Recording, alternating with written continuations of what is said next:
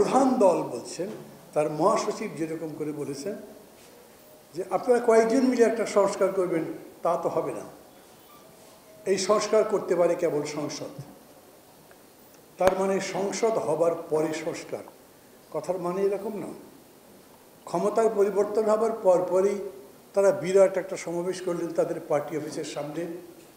সেখানে অনলাইনে লন্ডন থেকে কথা বললেন। তার পরে দেখলাম উনি বললেন যৌক্তিক সময় দেব আমরা সংস্কারের জন্য। গতকাল সাংবাদিকরা তাকে প্রশ্ন করেছে যৌক্তিক সময় মানে কি, কতখানি হলে যৌক্তিক সময়? তখন তিনি যা বলেছেন সেইটা আরও বেশি আমাদের চিন্তার উদ্রেক করে। তিনি বলেছেন এই সরকার 1-11-এর দিকে যে যাবে না সে ব্যাপারে তো কোনো নিশ্চয়তা পাচ্ছি না। এর মধ্যে 1-11-এর ছায়া দেখতে পাচ্ছি এই সরকারের মধ্যে।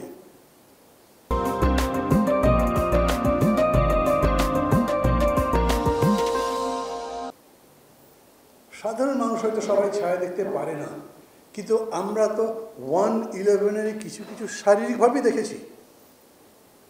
আমরা একটা বিপদেই পড়েছি। কীরকম? আমরা খুবই আশাবাদী, এত বড় আত্মত্যাগ, এত জীবনদান, এরপরে এই দেশ বদলাবে না তো কবে বদলাবে? এবং সেই বদলাবার জন্য দায়িত্বে এখন আছেন এই অন্তর্বর্তী সরকার। এই অন্তর্বর্তী সরকার বলেছেন তার প্রধান যে তিনি সংস্কার করবেন এবং সে সম্পর্কে কথা বলেছেন অনেকগুলো। খেয়াল করে দেখবেন উনি শিক্ষা, স্বাস্থ্য, কৃষি, শিল্প সব ব্যাপারে বলেছেন, কিন্তু রাজনীতিতে সংস্কারের কথা বলেননি।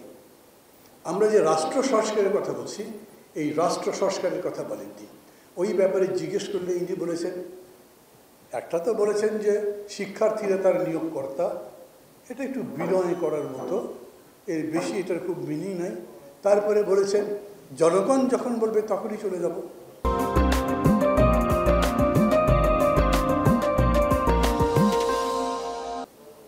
জনগণ তো আর ওরকম করে বলতে পারবে না। তারা একদিন কি পল্টন ময়দানে সব জড়াই বলবে না এখন সময় হয়েছে আপনি চলে যান। এটার একটা প্রক্রিয়া থাকতে হবে। তারপরে আবার বলেছেন এটা রাজনৈতিক সিদ্ধান্তের ব্যাপার। সেই রাজনৈতিক সিদ্ধান্তের ব্যাপারে যদি আসে, আমরা এখানে যতজন বক্তৃতা করেছি সবাই একটা জাতীয় ঐকমত্যের কথা বলেছি। এই ব্যাপারে ঐকমত্য হবে। আমি আপনাদের নিরাশ করতে চাই না, আর এটা সেই আশাবাদী বা নিরাশ করবার প্রশ্ন নয়। আজকে এখন আমি এটা ইন্টারনেট থেকে বের করে আনলাম, রাষ্ট্র কাঠামো মেরামতের রূপরেখা 31 দফা। মানে এটা কিন্তু আমরা সবাই যারা যুগপৎ আন্দোলন করেছি তারা মিলে 31 দফা করেছিলাম। পড়তে গিয়ে আমার মনে হলো, যদিও অরিজিনাল কপিটার সঙ্গে আমার মেলাতে হবে, আমার মনে হলো বেশ কিছু জায়গাতে তারা কিছু নিজেদের মতো সংশোধন করেছেন। আবার বলি, প্রধানমন্ত্রী ক্ষমতা কমাতে হবে, সে কি নির্বাচনের পরে যে সংসদ তারা করবে নাকি এটা আগেও করা যায়? বিএনপির কথা বলছি, গতকাল আমার তাদের সাথে কথা হয়েছে।